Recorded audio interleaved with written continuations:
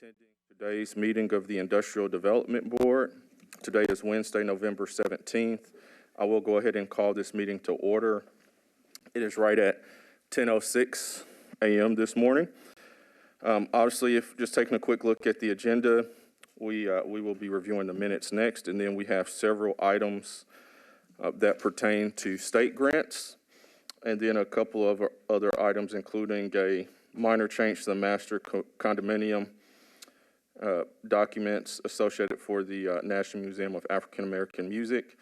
And then we also have something related to the Affordable Housing Development Project at 900 Cleveland Park. And again, that was on the agenda last month in October. So we do have a quorum. So again, we'll go ahead and call the meeting to order. First off, going to item number 2, consideration of the October 20th, 21 Industrial Development Board meeting minutes. I will give everyone everyone received these by email previously, but I will give everyone a couple of minutes to review these, and then we can I will entertain motions to approve. Thank you.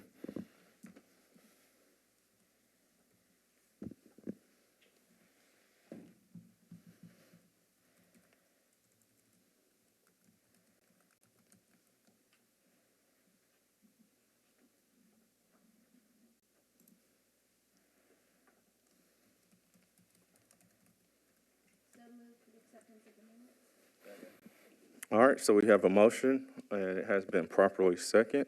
Is there any discussion? All right, no discussion. All those in favor say aye. Aye. Aye. All right, outstanding. I appreciate that. Motion carried. Let's move to item number 3 on the agenda, our public comment period.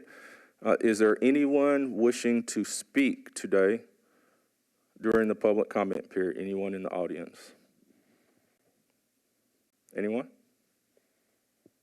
All right. Seeing that there's no one wishing to speak today during the public comment period, we will move on to item number 4 of new business. Thank you. All right.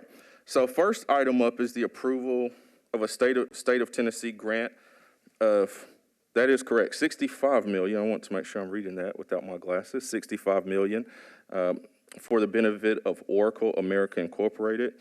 And just a couple of items. We do have representatives here associated with Oracle, as well as representatives from the state. We do have several new board members, but I do want to remind the board that this is a state grant. It is totally separate from the Metro incentive that was approved by this board back in May. That was approved by this board, 5 in favor, 2 against. And subsequently, it was unanimously passed at the Metro Council after that. So I do want to give that and certainly give a little background for our new board members. So that is a separate from today. Again, this is a state grant, and I will give everyone a quick summary on this. Margaret, please correct me if I articulate this incorrectly, but essentially based on state law, the money has to come through the Industrial Development Board. Again, this is not Metro funds, it's state funds. But again, just the way that the laws are written, that money has to go through the Industrial Development Board before it can go through Oracle. So essentially, we're serving as a pass-through on this incentive. Margaret, did I touch that accurately? All right, outstanding. I learned from the best. Thank you. And then for all of these grants, there are basically 3 documents for each of these state grants that we have coming up that will be voting on today. So that's standard. So there's an agreement between the state and the Industrial Development Board. There's then an agreement between the state, the company, in this case Oracle, and the Industrial Development Board. And then there's also a grant agreement between the Industrial Development Board and the company. In this example, it is Oracle. So I did want to share that and just give everyone some background information on this. What I'll do first, we do have representatives from the state as well as some representatives representing Oracle at today's meeting.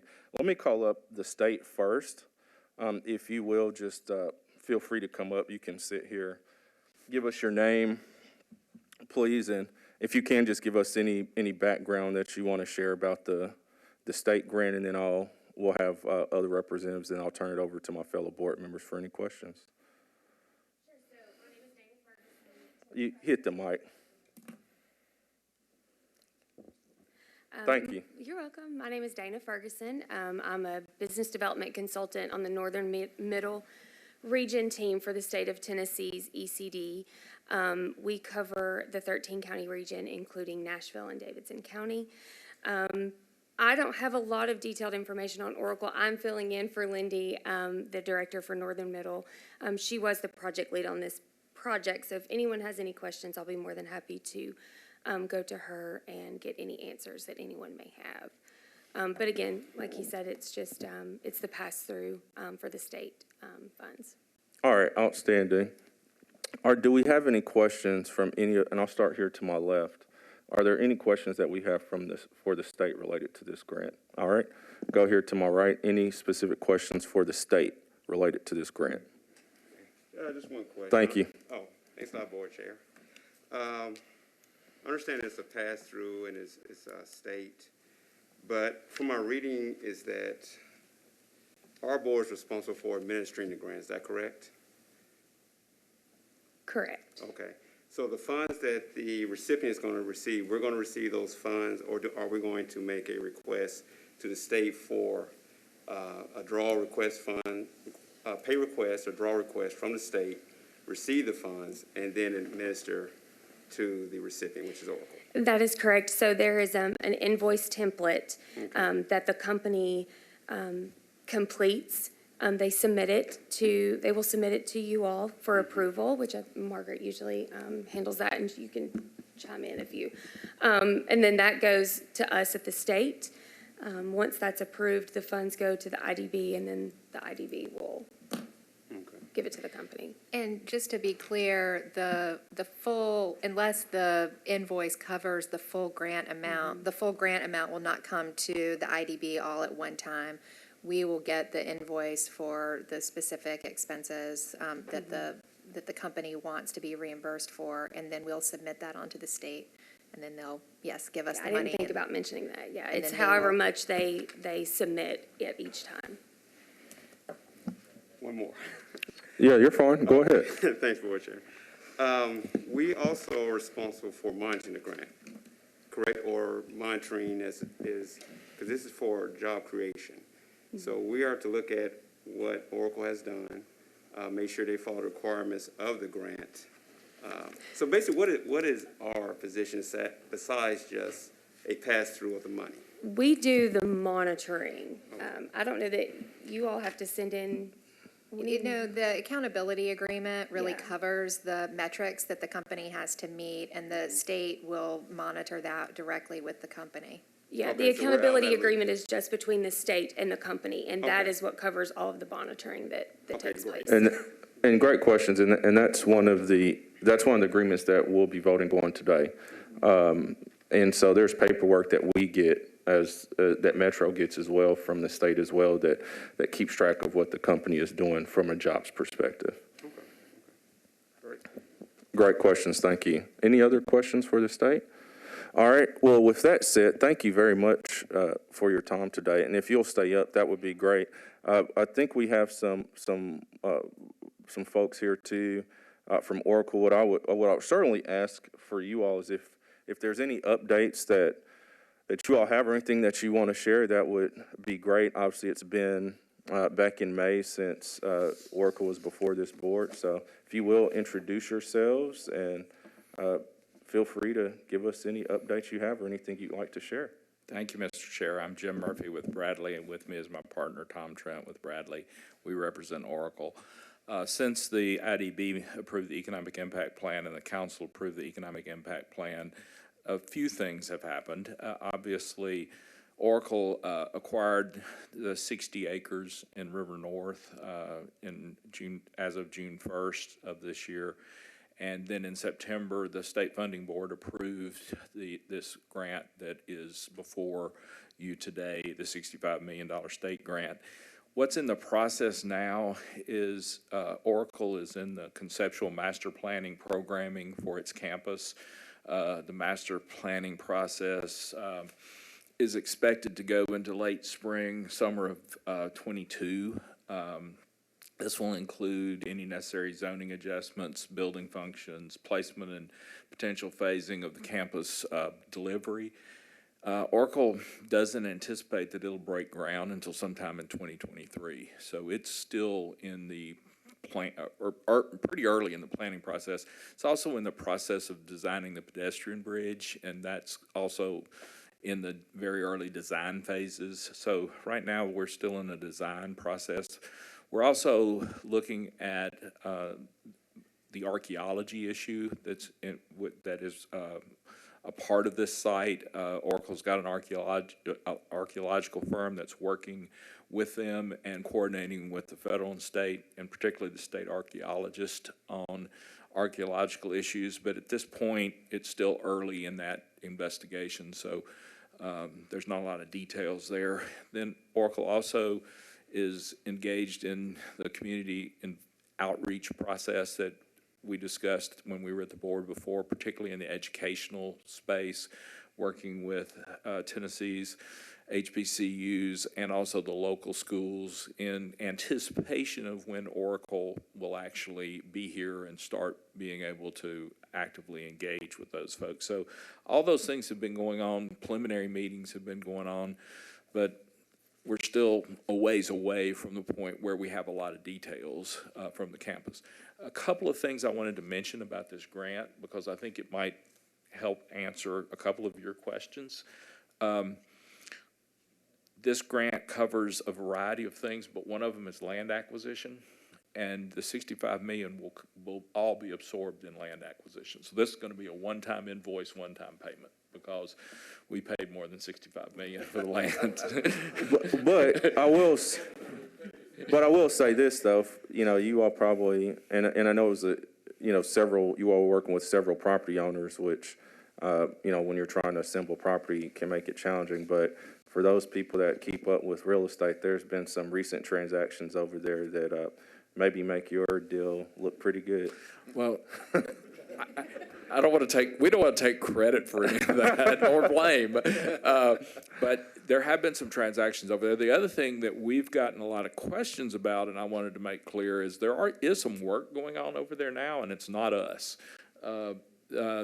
Monroe, the original developer, has a contract with Metro to build some roads over there, and that's part of the work. And then one of the other owners who just recently did a groundbreaking over there is starting the construction in their buildings. And again, that's not Oracle. Those projects are other properties, other developers doing work, and we're being contacted about the work Oracle is doing over there, and it's like we're not doing any work. So. Yeah. And Jim, great point. I was just going to say, for some of, I don't know that I did see our former chair, Ginger Hauser, there last month. And so one of those developments is the River North groundbreaking. And I went to, it was pretty neat, great weather, but really neat. And that's being done by MRP Realty. Right. And I will say and just talking with their representatives, they did share how big the Oracle deal was for them, feeling comfortable moving forward with their project. And certainly the infrastructure that needs to be done there as well is a really big thing that's driving the overall growth in that area that goes beyond just your Oracle's specific development too. Well, let me say you can take a lot of credit for that, because the economic impact plan that you and Metro Council adopted is what enables that infrastructure to get done, and together with the participation agreement that was done with the Monroe team previously. So that is leading to really all of this activity over there. So congratulations for that. Right.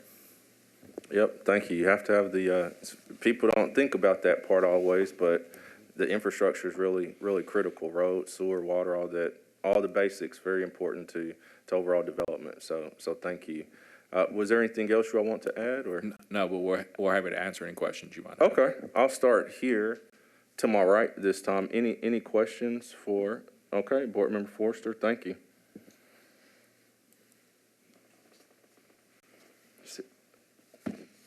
To the right.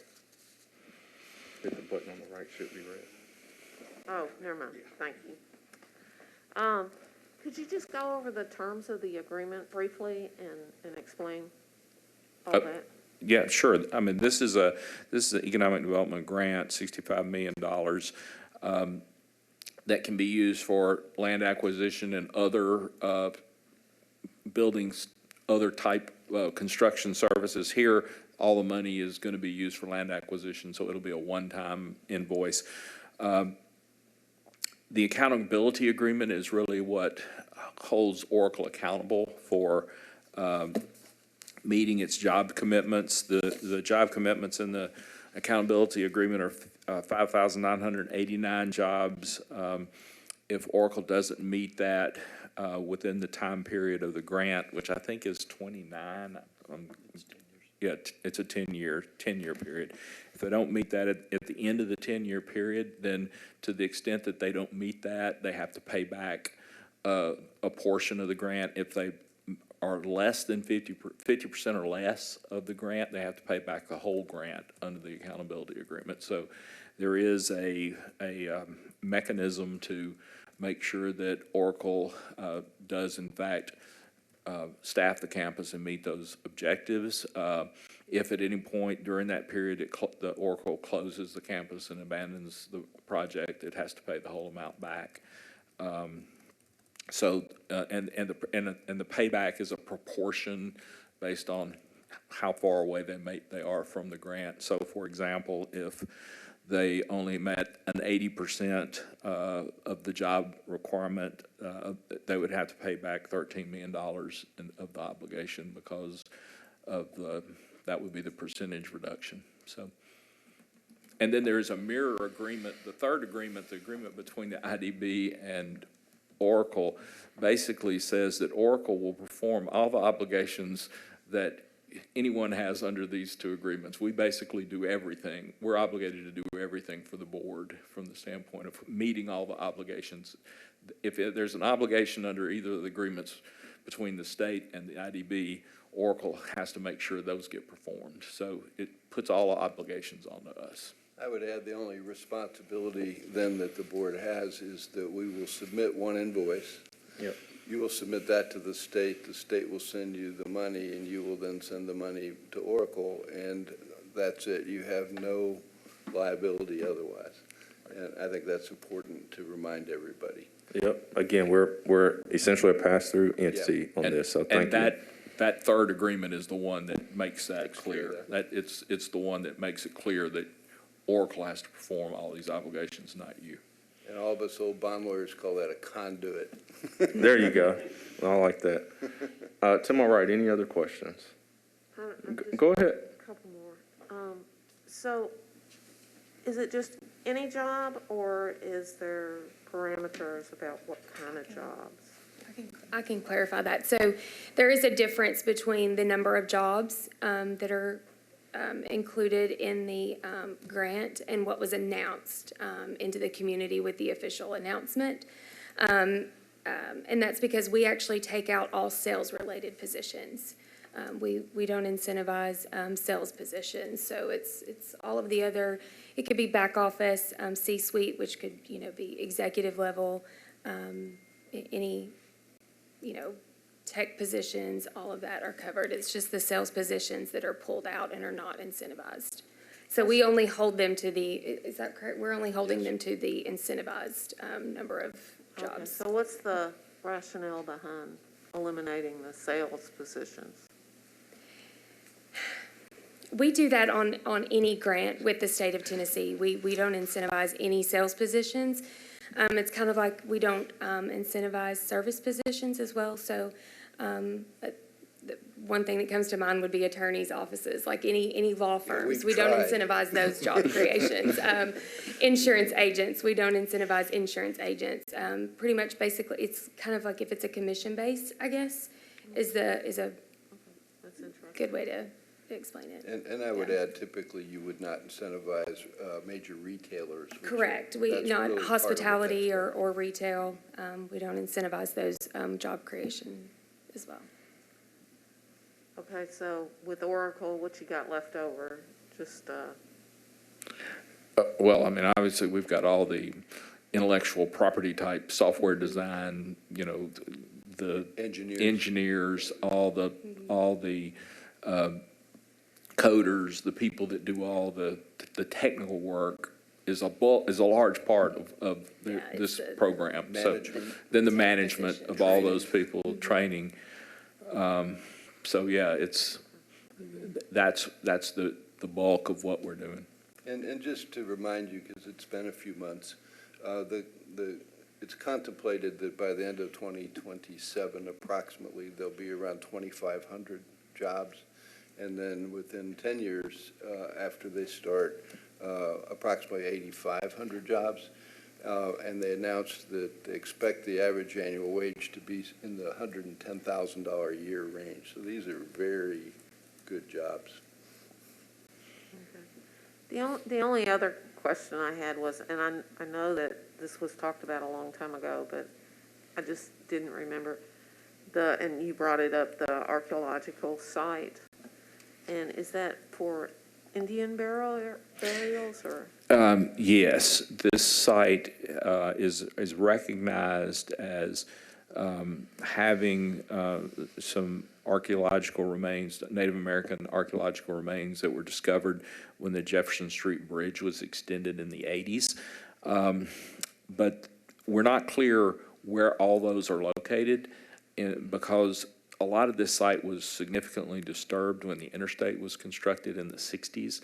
And that's part of what we're trying to kind of determine is where are the disturbed sites, where are the undisturbed sites, portions of the site, and then where are we going to build buildings that might have an impact? And we don't know enough yet to know any of that. We're in the preliminary, going through and looking at all the past studies that have been done over there and coordinating with the state to get all the available information about that, and then looking at how do we deal with identifying where the disturbed and non-disturbed areas are, because a lot of the disturbed areas have been filled significantly since the 60s.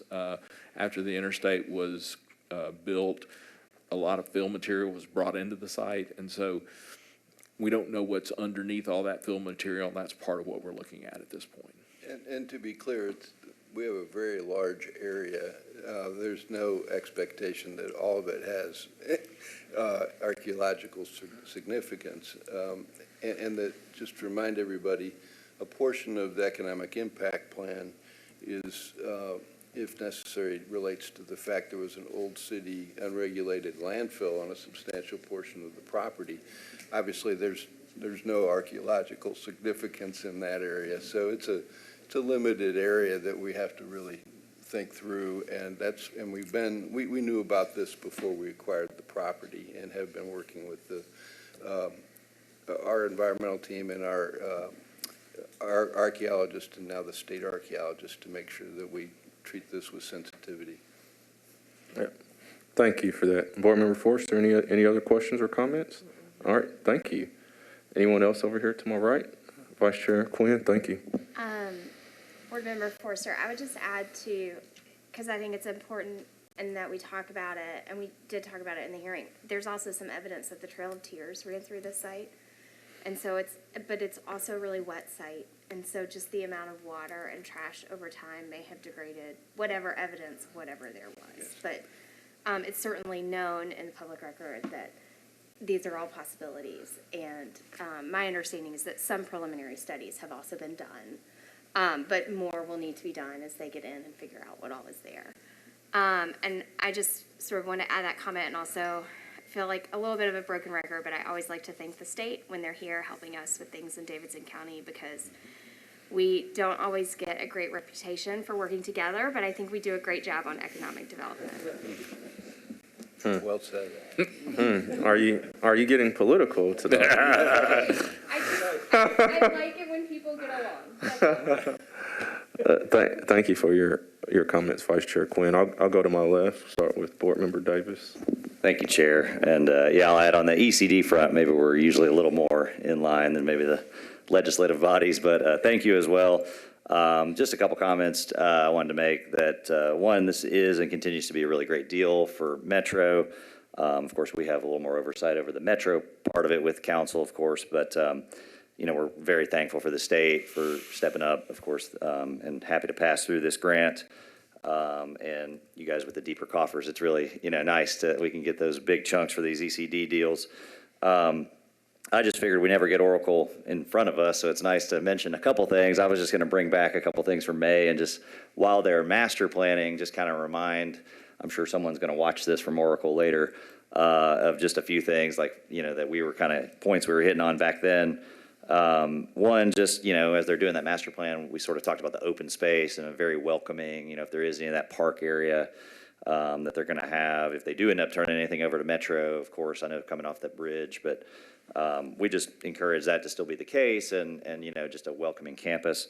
And I know that's what they're going to do. We talked about the ride share stuff, and as, this is that important moment. They're planning all these things. And they're just a very forward-thinking company. They're going to do this stuff. I'm just kind of saying it out loud again, but just any way to, as neighbors are going to complain about traffic no matter what, but if they've got a really good plan of sponsoring that ride share for employees, working with WeGo on that front, I think it'll be great for that campus. The education stuff you mentioned, just want to put it out there again that we really need them at Stratford High School. We have this, it's our big STEM high school over there, so I think it'll be a really great tie-in for them to be partners, and I'm sure that will be the case. But again, just want to mention, and then responsible contracting. Just while they're building, we can't speak to it enough that we'd like to hear that since they did receive grants, that they are going to be use responsible contractors. Great safety measures. We've got different unions and work groups they can talk to, different labor groups if they're interested. But we just want to make sure that they're doing responsible contracting as they build out this enormous campus. So again, very excited, Chair, and just wanted to put a few things out there again and look forward to continuing progress and seeing this master plan develop. Thanks so much for being here. Thank you, Board Member Davis. Board Member Allen, any questions or comments? I didn't until you brought some things up, and I'm just going to add a few from what my board members have said is, one, if there's already a person from Oracle that's a community and engagement person, we'd love to meet them and help them understand the ride share, the WeGo, and all the options that we are trying to elevate our own community to rise up. And when we get people like Alliance Bernstein and Amazon and now Oracle bringing in a new concept, a new mindset that ride sharing and busing is good, then we got to make sure that they help us rise everyone else up, because Alliance Bernstein has done that with just being involved in the community, and we hope to see that because we need Oracle to help everyone else rise. So that's one. Two, education. I know historical Black colleges, but we look at our global community that's here, and a lot of it with IT.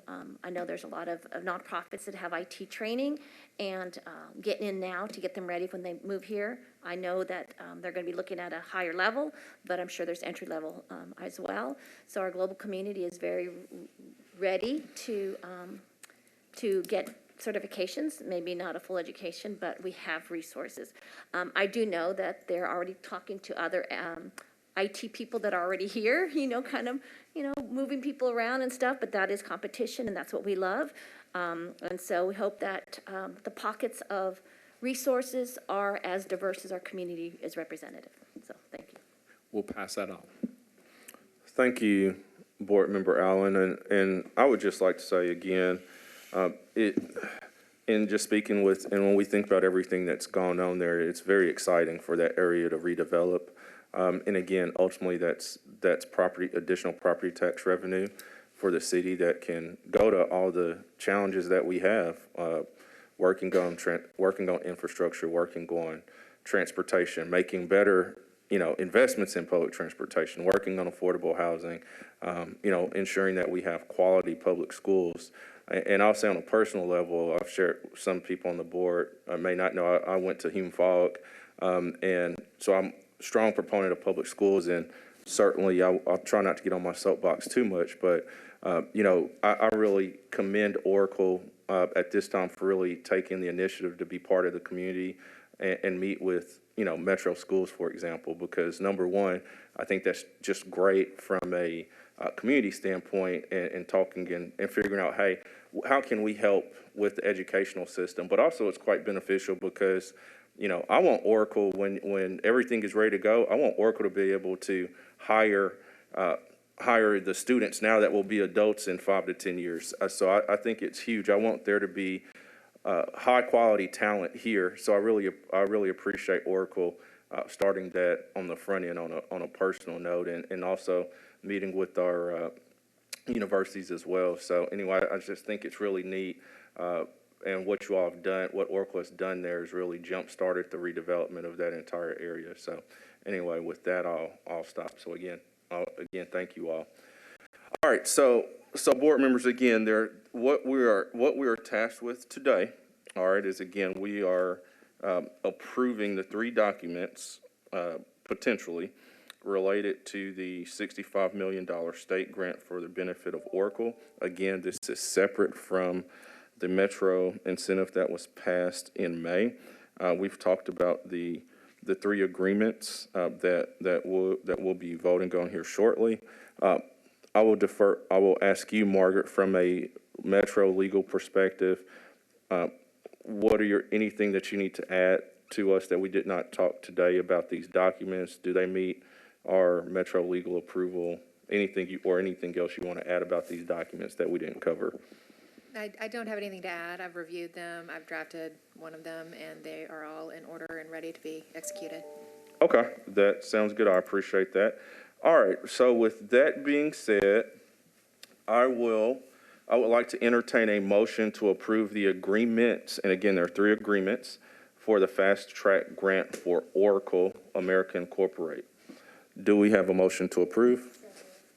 All right, we have a motion by Vice Chair Segal. Do we have properly seconded by Board Member Allen? Thank you. Is there any discussion? All right, all those in favor, please indicate by saying aye. Aye. All right, all those opposed, indicate by saying nay, excuse me.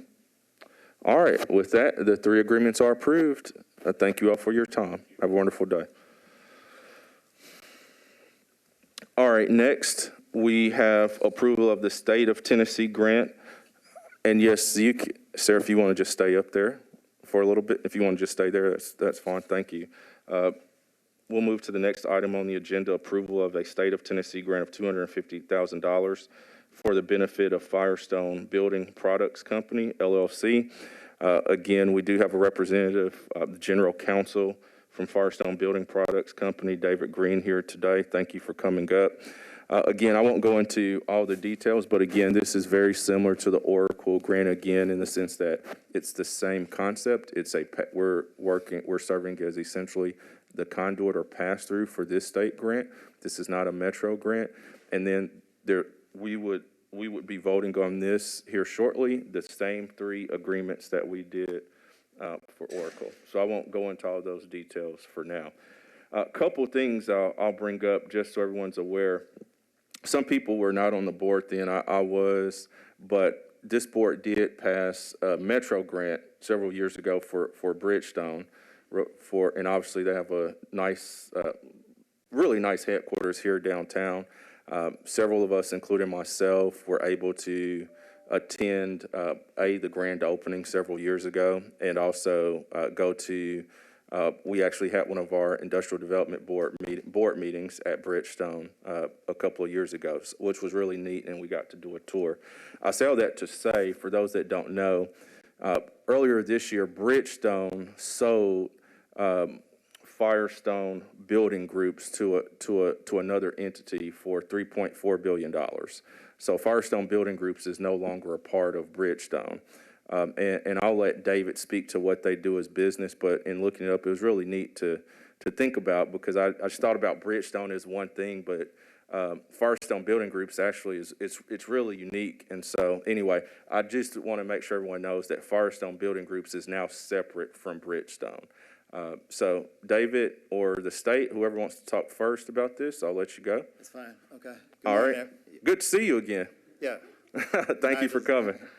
Good morning, everyone. David Green, General Counsel. I'll hit the button so you can speak into the mic. Or are you on? It's I'm on. sorry. I just need to scoot up. Okay, there we go. Thank Yeah. you. Good morning, everyone. David Green, General Counsel and Corporate Secretary for Firestone Building Products. As Nigel mentioned earlier, Firestone Building Products was divested by Bridgestone earlier this year on April 1st. In connection with that deal, I transitioned over with Firestone as a General Counsel. Prior to that, I had the opportunity to lead the legal and real estate work stream in connection with the deal. As a part of the transaction, we had to move out of the nice digs downtown. So we, in connection with this grant that's being applied, we're using that to retrofit and building improvements and also fixture improvements for our new space that's located at 1 Century Place. And real quick, just for those that don't know where that is, that's not too far from the airport off Brawley Parkway off Elm Hill. That's correct. It's a coming of home of sorts for some of us. It's actually a block away from the old Bridgestone building. Yep. So Firestone Building Products is the commercial roofing, it's a global commercial roofing and building envelope solutions business. Part of the reason that Bridgestone divested Firestone Building Products is that it didn't fit into their long-term strategy of focusing on tires, rubber, and mobility solutions. The buyer of Firestone Building Products was Lafarge Holcim, which is an adjacent business. Their business primarily focuses on cement, aggregates, also ready-mix concrete. The buyers are extremely excited about having Firestone Building Products and looking to grow the business both through organic and inorganic growth. They're looking for Firestone to be the fourth leg of their business, so they created a newly created division, Buildings and Solutions. Again, Firestone is commercial roofing, so it's low-slope commercial roofs. We also do some residential roofing. When you say building envelope solutions, it's the accessories and the insulation related to the roofing systems. Our corporate office is here in Nashville. We have globally 1,900 teammates, 202 teammates at the corporate office in Nashville, 15 manufacturing facilities domestically, 4 distribution centers in the U.S., as well as 2 research and development centers.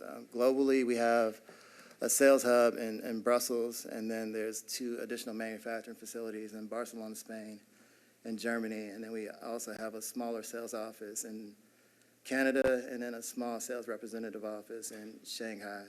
And again, the buyer is extremely excited. Last year, our top line was at $1.8 billion. Their goal is to double the revenue of the business within the next 4 to 5 years, and once we ramp up all of our operations, the corporate office, I think we're looking at 250 teammates. So for this grant, I believe the baseline was 215 employees, and it contemplates that we'll add or create 28 additional jobs over the next 5 years. Thank you for sharing that, sir. From the state perspective, is there anything you want to add to this on your end? No, I mean, he pretty much covered it. Came prepared today. Yeah. Look at that. Hey, General Counsel, go figure. Yeah. No, most importantly, we've retained those positions for Nashville along with the additional. So it was competitive for us to be able to keep that headquarters here. So we're glad they decided to stay here, and all those other places. I would love to talk to you about bringing some of those. Hey, you should have centralized location. Come on, business. Bring it all here. Plenty of opportunities. Well, thank you both. Well, with that, before I chime in, I'll start here to my left. Any questions or anything or comments on this one? All right. Thank you. I'll go here to my right. Any questions? Yep, go ahead. Thank you. Appreciate all the job creation Nashville is seeing. That's a great thing. You mentioned retained, so it's 215 new jobs, or retaining those jobs? Those are retained. So there are 28 new jobs that are going to be associated with this move. Okay, great. Thank you, Board Member Wright. Any questions or comments? Board Member Forster, go ahead. Thank you. So I read the agreements, and I just noticed a discrepancy, which I know that I'm probably just need an explanation on it. So the very first one, the grant agreement between the state of Tennessee and the Industrial Development Board, at the bottom of the first page, it says 1,250,000, but the actual grant is only for 250,000, is that correct? Yes.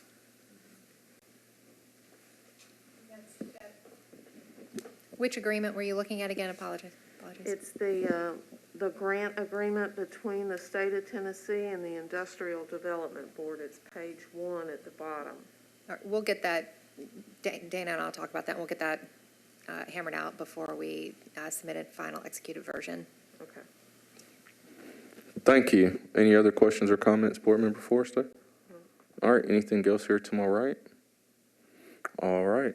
Well, I would say, first of all, just thank you both, and super exciting to hear about the growth of your company. And again, there's certainly a lot of cities throughout the country that would, love to have a company of this size and certainly growing. So we're certainly glad to keep these positions in Nashville, and very excited to hear, and maybe once, and I've been through that as well, so I understand the challenge of our company was bought out several years ago, and it's like suddenly, hey, you guys can stay here for a little bit, but you got to get your own space.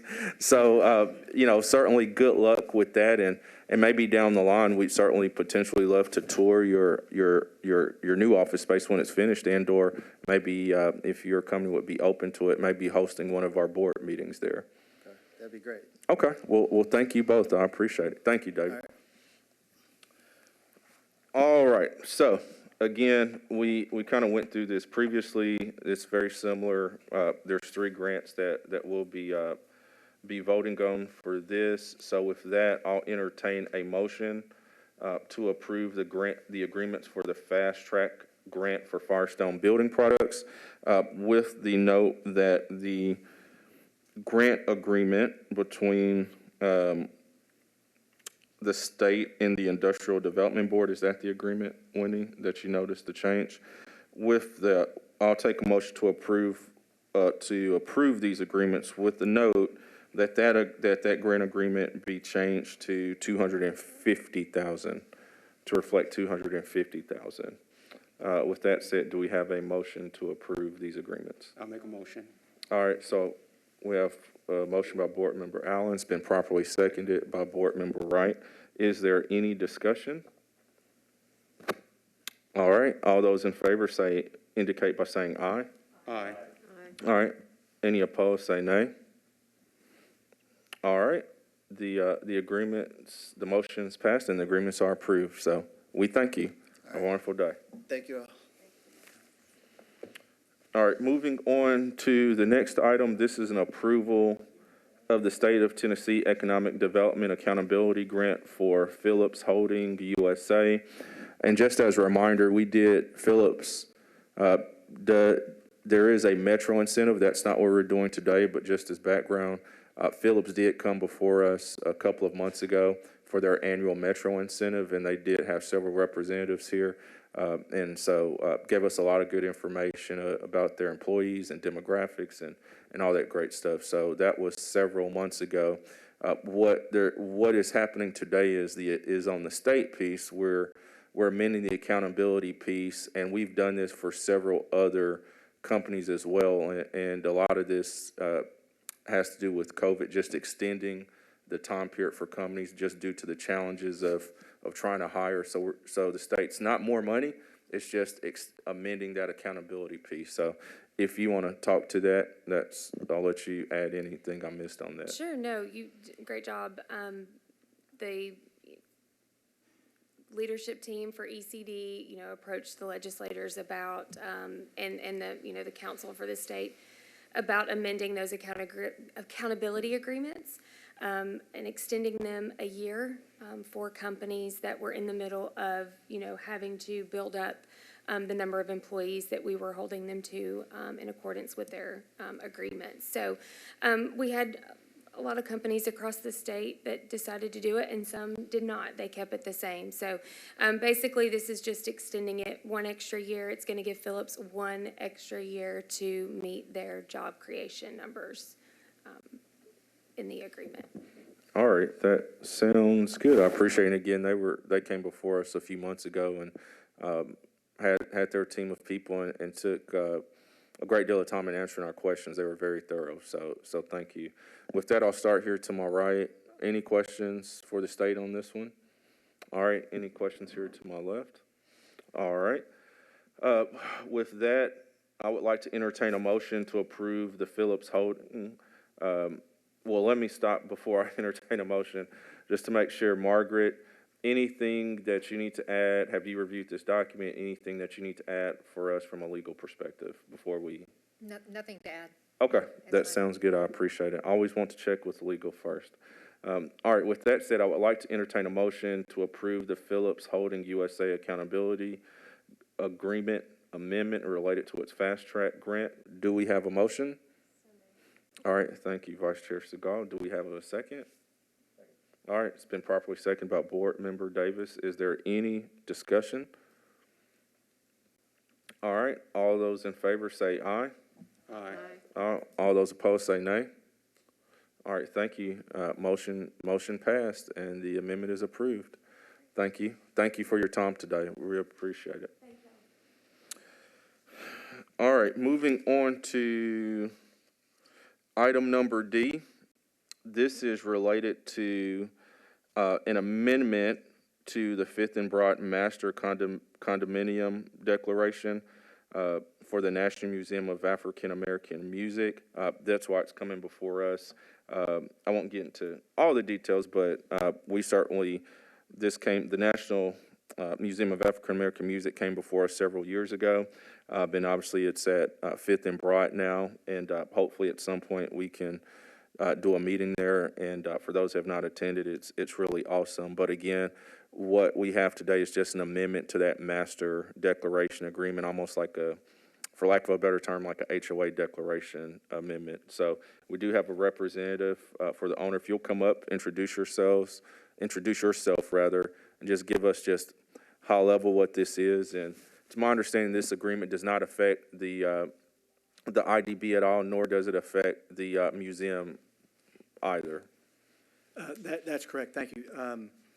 I'm Bo Campbell with Waller Lanston in town, and I represent the developer of Fifth and Broadway. I hope everybody's had a chance to go by and see it. It's pretty cool. The whole thing, the museum's fantastic too. So I hope And I'll say this for those that don't know Nashville, that was the old convention center. Yes. Property, so Yeah. it's really phenomenal. Absolutely, it's always busy too. It doesn't matter what time of day you drive through Broadway. I'm like, man, I'm living the wrong kind of life. You know, It's kind of amazing. It's like I don't know who all 12 these people o'clock. are, but 12 o'clock on a Wednesday. I know. I'm trying to do work and people are there, but I know. it is really neat. Thank I you. know. So, at the risk of being too elementary about this, I don't know how much everybody knows about it, so I'll just give you a little bit of background. The project is a series of different components. As you see when you go there, there's an office building that Alliance Bernstein is in it and other tenants. There's a tall residential tower. There is the retail section. And then a piece of it, actually, you may not realize this, but a piece of it is the conference center for the Renaissance Hotel right there is incorporated into another piece. And so the legal structure there is a condominium, just like a condominium you might buy a home in. And so all those different pieces are different condominium units. The office is a unit, and the retail is a unit, and the residential unit. The museum is a subunit below the retail unit. It's in the retail. It's its own piece. So the museum has the benefit of a pilot agreement through Metro and you guys, so they're not paying taxes. And the structure of that, as you guys know from pilot agreements, is the deed for the museum unit is now was The conveyed IDB. to the IDB. You Yeah. guys own the fee title to that, and then you've leased it back to the Fifth and Broad owners, who have in turn actually technically leased it to Metro, is technically the tenant for other reasons. And then there's an operating agreement with the museum where they actually run and operate the museum. So the IDB has got the fee title like you do on all your other pilot arrangements, and there's a lease back to the Fifth and Broad owner, who then goes and got the deal with the museum and the Metro. So in that lease, as you may be aware, all your leases say effectively that, you know, the tenant really has all the benefits and burdens of ownership of that. You guys hold title but don't have any economic exposure or operating exposure, anything like that. And so from time to time in those deals, the tenant might need an easement or something on the property, and the IDB lease provides that the IDB will approve those. So in this case, there is a declaration, a condominium declaration, which is very much like an HOA. It's very similar, which outlines all the rules that that apply to all the different unit owners. And this is an amendment to that declaration that is, it's largely administrative. It has zero economic impact on either the IDB or the museum. It reallocates some of the percentage costs between the units to more accurately reflect their square footage. It does not affect the museum because it's on a sort of a fixed number that doesn't have any impact on it. It has some changes about how the insurance is allocated among the units. Again, no impact on the IDB or the museum. There's some new language about how signage works outside. There was a little confusion in how it was before about who could put signage up, not where the museum is, but on other parts of the project, and it clarifies that. And there are maybe a couple of other minor things, and that which I'm happy to go into more detail if you'd like. But that's really what it is. It's really, I would call it mostly clarification. The only reason that we're in front of you guys is that technically under the state statute, if there is a change in an allocation of common area costs, then all the unit owners have to sign off, even if the unit owners doesn't have an impact on that unit owner, which is the case here. It doesn't have an impact. So, But we're the owner. You're the owner of that one IB. piece, and so you've got to. We need you guys to approve the amendment. So otherwise, none of the other amendments would require approval because there'd be enough votes. IDB's vote here is extremely minor, as you can imagine, relative to the entire project, which is so large. So it's largely technical because there is this reallocation. It doesn't affect the IDB, but the statute doesn't make a distinction there. So we need to have all the units. It has no impact on the museum either. None at all. Right. But again, just as we're part of the Yeah. HOA, everybody has to vote on Yeah. it. So Yeah. understood. And Margaret, do you want to add anything to Yeah, this? I do want to Okay, add go just one ahead. Thank thing. you. So the agreement that we entered into with OMSC as the developer, it's a pilot lease, has an article in there, it's Article 15, that says that from time to time during the term of the pilot lease, the lessee, who in this instance is OMSC, the developer, shall have the right to cause the IDB to execute, among other things, to execute amendments or modifications to any condominium declaration. So that's basically what they're doing here, is that they have come before you to cause you to execute this. And again, as stated, there's no economic impact to the IDB nor to the museum. That we have there's a lot of agreements here, but in the sublease agreement, which is a separate agreement, it does set a fixed cost for the common area maintenance, which is the fee that the museum ultimately ends up paying. So it doesn't change that. The cost allocation won't change that. Yeah, all right, that sounds good. Thank you, Margaret, for that clarification and further background information. I'll start here to my left. Are there any questions related to this?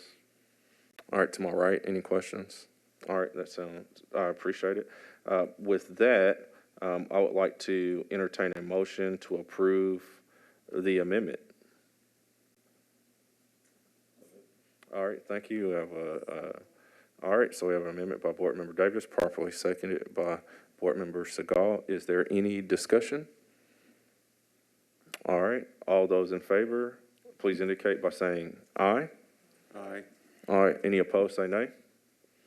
All right, the amendment is approved. We thank you for your time and thank you for coming today. Thank you. Very much. All right, next item. I feel like this was before us last month, maybe. If you want to come on up, thank you for coming. So moving on to item number E, this is an approval of amending resolution approving the authorization, issuance, and sale of tax-exempt bonds for Nashville Leased Housing Associates 3 Limited Partnership, a Minnesota Limited Partnership, for the development of a multifamily residential housing facility located at 900 Dickerson Pike, Nashville, Tennessee, commonly known as 900 at Cleveland Park, and all matters related thereto. And again, just a reminder, this has been before us several times, but most recently last month, and this is on Dickerson, not too far from on the southern, I guess I would say, of Dickerson, not too far, quite frankly, from Oracle Development, and not too far from where you get on Ellington Parkway, and you've got the loop right there. So we talked about that last month, so we thank you, and I do remember we asked you a lot of questions, and I know I asked you, how do we solve the affordable housing, crisis, and you gave us some great answers. So we don't necessarily need to get into that greater detail today, but if you would tell us why you're back before us again today, just high level, and then I'll turn it over to my fellow board members to ask any questions they may have. And introduce yourself for us again, too, please. Sure. My name is Dylan Klopp. I represent Dominium, the developer of 900 at Cleveland Park. And as you had mentioned, I was here last month, so it's good to see you all again. Why we are here today, or I am here today, is to amend the resolution for the bonds. We had come in at requesting $43 million in bonds, and within that, we had not to exceed numbers for the breakout of those $43 million in bonds.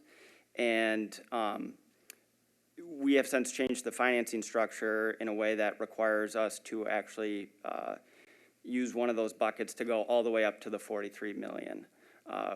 Before we had set it at roughly like 39.5.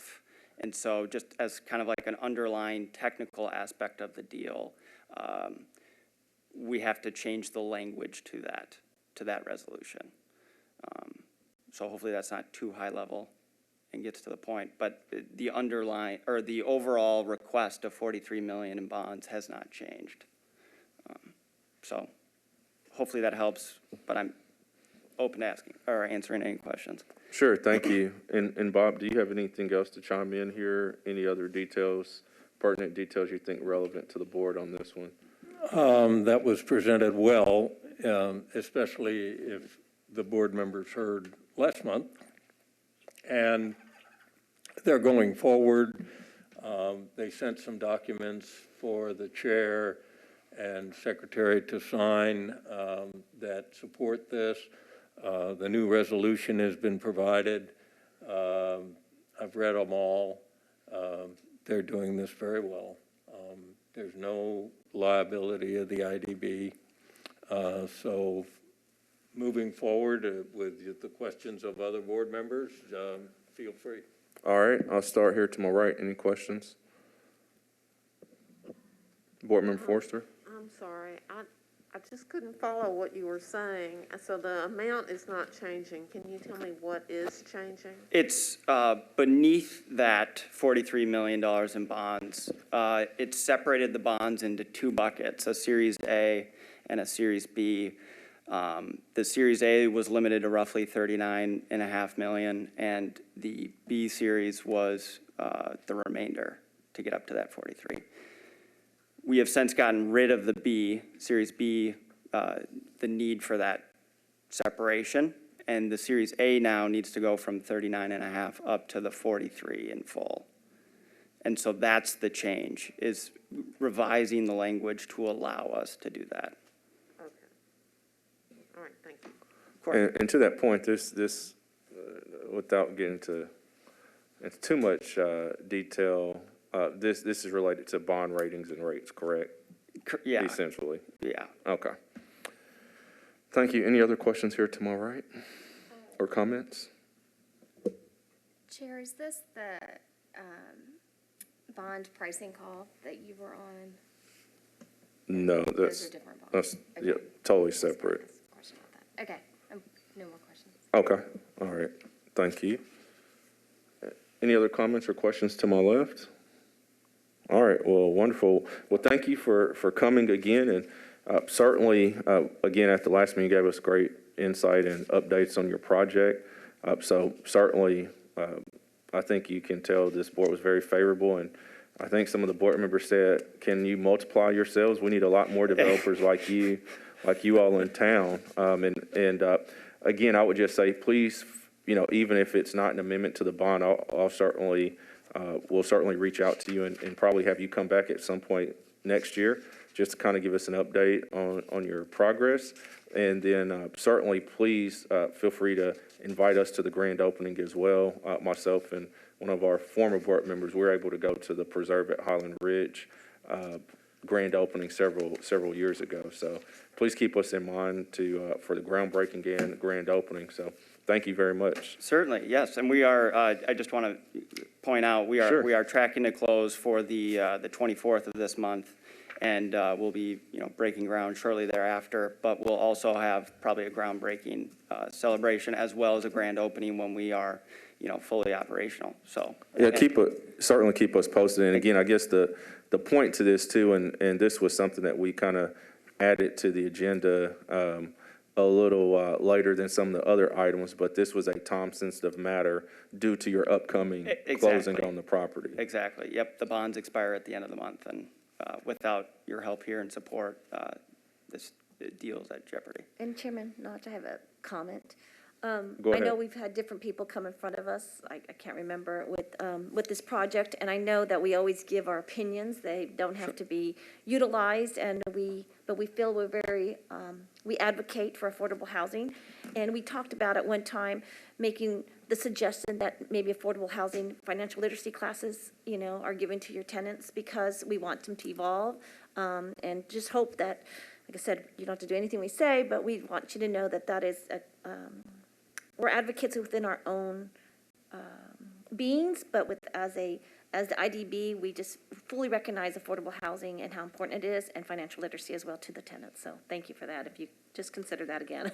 Certainly will, yep, no, we appreciate that. And maybe something to keep in mind and certainly give us an update down the line on that. And certainly, any programs that you all are doing with your residents at the Preserve at Highland Ridge, we've talked about that. And Councilmember Gamble, I think it was earlier this year, came and spoke and talked about how positive the residents and how great that development has been just on the other side of Dickerson, on the north side of Broward Parkway.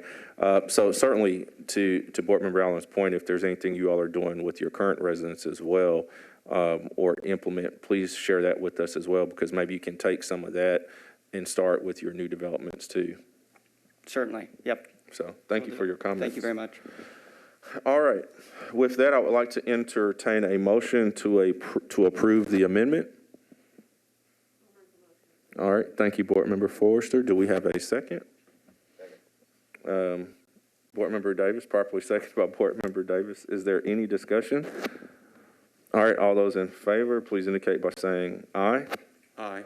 All right. Any opposed, say nay. All right. The amendment is approved. Thank you for your time. Thank you all. Have a great day. All right, Do you mind staying while we sign some of these documents? Just. Yes. Oh, yeah, you can sit back there. You're fine. You're not in the principal's office. You're okay. I don't know why I made that reference. I was never in the principal's office. All right, if it's okay for the board, I'm going to skip over. I'm going to go a little out of order here and go to item 6 and then come back to item 5. So approval of financial matters. Margaret Walker is not here, correct, Margaret? But I do have the balance, I think, here today. Sorry, board, give me 1 second. The IDB balance as of today is $68,593.27. Margaret, is there anything I need to add to that, or do you have any other comments to add to that with Margaret Walker out today? I do not. It was an increase by $38.38. I don't know if Ms. Wallace McFarland has anything to add. No, I don't. Okay. Thank you. We're rich. Hi, well, $38. we did have a lot more in our fund a few years ago, but we're still doing all right. So thank you for that. Are there any questions or comments on the financial matters?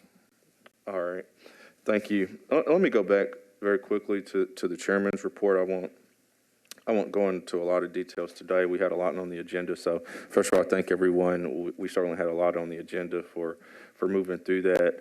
A couple items just from a scheduling standpoint. Again, we prior to my being elected chair, we were kind of meeting at different days, and obviously this is still, I think, maybe only our fourth or fifth meeting in person. But again, I thought it was really important that for not only for us, but for the general public, if people want to have comments or if businesses or industries need to come before us, they know that we've got a set meeting time. So keep that in mind that moving forward, and again, happy to change it if all my fellow board members want to change, but for the foreseeable future, if we don't change, we'll continue to meet, on this Wednesday, third Wednesdays at 10 a.m. And we have booked this room as well, again, just for spacing and the benefit of parking. We have booked this room for next year as well. There's only 3 meeting dates, and I'll get those to you all next week, where we do not have this room booked due to elections. But certainly, this will be our primary meeting location. And then certainly, as the world hopefully continues to get better, we can do some unique opportunities and have some of our board meetings, maybe like have a board meeting at the museum next year, have a board meeting at some of the other companies that have been before. So hopefully we'll do that. But I did want to make sure that you all mark your calendars for that time, third Wednesday, 10 a.m. Can we get a meeting invite sent? Yeah, I'll get with, great point. I'll get with, and let me give credit where credit's due. Let me thank Joy for that. She's been extremely helpful, and that was a big thing for me, wanting to make sure, we've got a good place. As you know, we used to meet for those that have been on the board, we used to meet at Public Square, which was great, but the room was pretty tight, and also parking is sometimes tight over there. So I want to have a place where, again, we know we can park, but certainly for anyone in the general public that wants to come. And again, people know from a transparency point, if you need to come before the board, hey, here's our set meeting time. So let me thank Joy for that. She's been extremely beneficial and working on reserving this for us. And so, yes, we'll get something out. And then, Joy, I'll get with you, and if you can send that out, what I would say is for those 3 dates that we don't have this room booked due to elections, just make sure if you can make a note of that in the calendar, and we'll TBD those. But there's 3 dates for that, so we'll get that information to you. Thank you. And then I do want to say this. I don't want to. Well, let me say this, Margaret, before I get to what I want to say, do you want to give us an update on staffing, legal, IDB? Yes, absolutely. If somebody wants to say a few words too, they're welcome to. I am excited well, you all know my announcement that I'll be leaving and moving on as of January 1. But I'm excited to let you know that Josh Thomas, who's been working on my team for the past 2 years, is going to be taking over leadership for the team, which means advising the board moving forward. And he is a graduate of Vanderbilt Law School and also of Yale University. And he's fantastic. I've thoroughly enjoyed having him on my team, and he's going to be a great attorney for you guys. On paper, he's got all the credentials, it sounds like. Yale, Vandy Law, my goodness. Gosh, okay. Well, that can be overcome. Well, that's where I went to law school as well. You went to Vandy? Oh, there you go. Well, again, thank you. Thank you for the update, but congratulations to you. We look forward to working with you, and certainly I think for myself being the longest tenured member here, we certainly work with your team a lot. And so again, it's a huge benefit, I think, for everyone here that you've already, you're already familiar with us and what the board does, which is really neat. And so hopefully that will make the transition as seamless as it can. So thank you. And then lastly, I just want to say, and Margaret, you will, just to clarify, you will be staying on through December essentially, right? So you'll be at our next meeting in December as well? Yes. Okay. I hope you With haven't, Josh. I hope you haven't told Josh, how I call you with all kinds of legal questions. And I'm like, hey, you can't charge me like, like the other attorneys I work with. But no, thank you. So that's good to know you'll be here. And then, and lastly, very quickly, obviously Courtney Pogue was unable to attend today. And I certainly want to give a huge thank you to Margaret and Bob. Had some unique challenges that came up last week in putting this agenda together, and there are items added, and so I certainly want to thank them. There's a lot of work that goes on in the background, and certainly with the challenges for this meeting, I can't thank Margaret and Bob enough for really stepping up to the plate, and Margaret did the bulk of that and getting the documents out, getting them reviewed, and so anyway, Margaret, thank you, huge thank you, and I wore Margaret out over the last week or so. We talked quite a bit, I think even last night as well, so thank you, and a huge thank you to you, and huge thank you to you as, you'll learn, Josh. Yeah.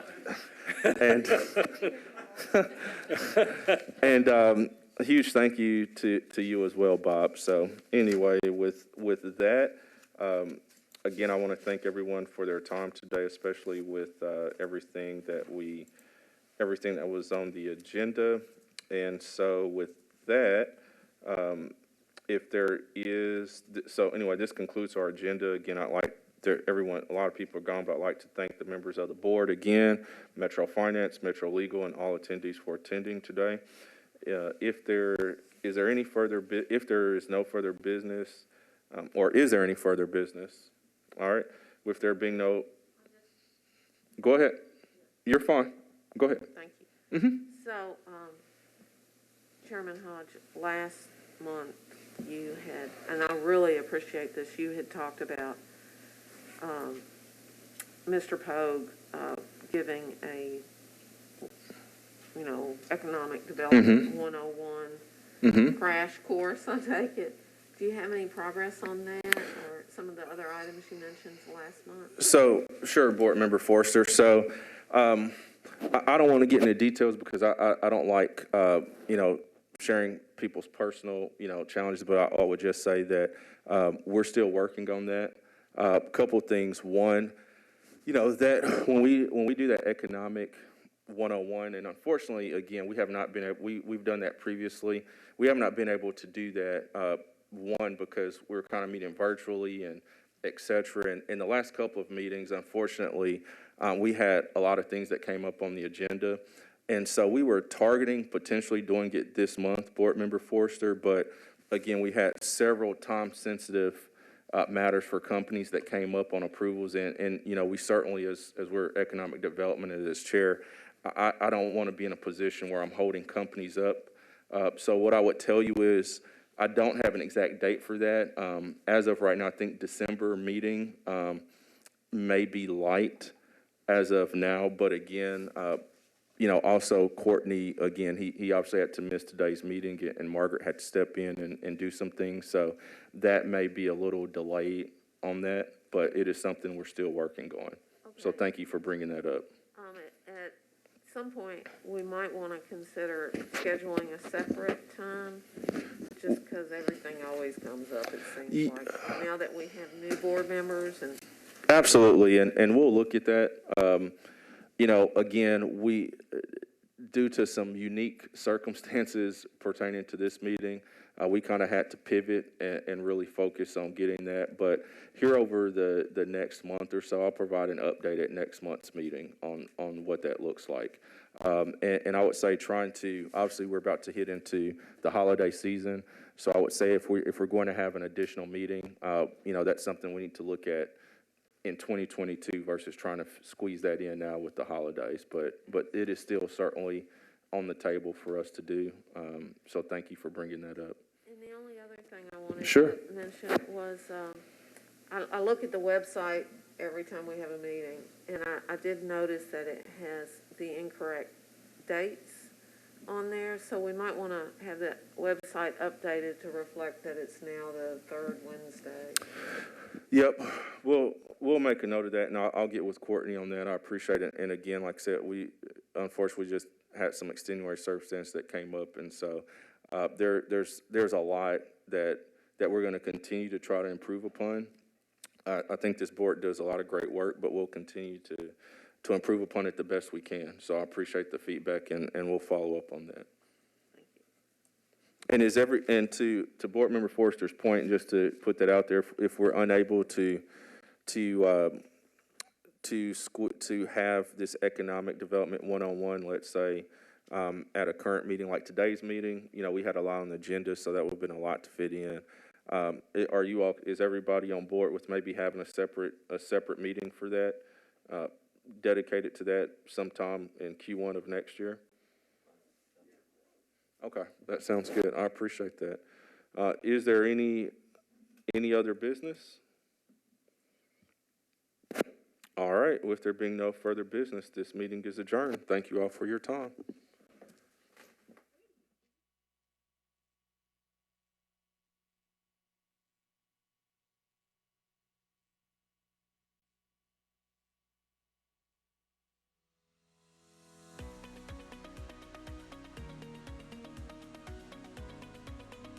This has been a service of the Metro Nashville Network. If you would like to see this presentation again, or for more information on this and other programs, visit nashville.gov.